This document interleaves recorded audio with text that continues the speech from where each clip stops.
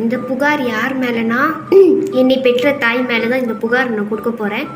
ஏனென்றால் சமீப காலமாக 2-3 வாரமாக என்னை இந்த பிக் பாஸில் இருக்கும் விஷாலை வைத்து கொலாய்த்து கொண்டிருக்கிறார்கள். எனக்கு இது பிடிக்கவில்லை, மன வேதனையாக இருக்கிறது. ஒத்துக்கிறேன், நான் தான் அவர் எங்கள் ஊருக்கு வர்றப்போ, எங்கள் ஊரா எங்கள் ஏரியாவுக்கு வர்றப்போ ஓகே அவர் கூட ஒரு ஃபோட்டோ பிடிச்சிடணும், அவரை விரட்டி துரத்தி போய் ஃபோட்டோக்காக போய் பள்ளி அழிச்சு போஸ்ட் கொடுத்தேன். அப்புறம் என் செல்லம், என் குலவிளக்கு, மை சிச்சி பேபி பூ அப்படிலாம் சொன்னேன்.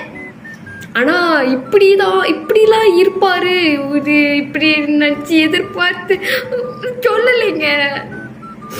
எங்கள் அம்மா இந்த 2 வாரமா சுமார் கேப்பே விடாம. அப்புறம் உங்கள் செல்லத்தை பார்த்தீங்களா? என்ன ரெண்டு கேர்ள். ஓ பரவாயில்லையே, உங்கள் செல்லத்தை பார்க்கல, நீங்கள் தான் செல்லும், என் செல்லும். நீ ஏன் இந்த விஷயம் மூஞ்சி மூடிக்கிறேன்னு கேட்குறாங்க. அதெல்லாம் ஒரு வாட்டி கேட்குறப்போ நீ கேட்ட ஒவ்வொரு கேள்வி என்ன செருப்பால் அடிச்ச மாதிரி இருக்குடா. மாதிரி இல்ல, உண்மையிலே செருப்பால தான் அடிச்சேன்.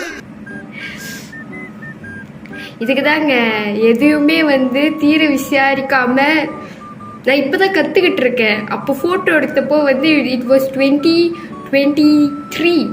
ஆனால் 2024 தான் நிறைய விஷயம் கற்றுக்கிட்டேன். முன்னுக்கு நல்லா இருக்கிறவங்கெல்லாம் ஆக்சுவலி உண்மையான லைஃப்லேயும் நல்லா இருப்பாங்க. அப்படி நல்லா இருப்பாங்க இந்த சென்ஸ் தட் நல்லவங்களாக இருப்பாங்கன்றது கிடையாது. எவன் வேணாலும் சந்தர்ப்ப சூழ்நிலையால செஞ்சு விட்டு போய்கிட்டே இருப்பான். So I regret it. ஏன்னா நானும் தர்ஷிகா மாரி பேசுகிறேன். இல்லை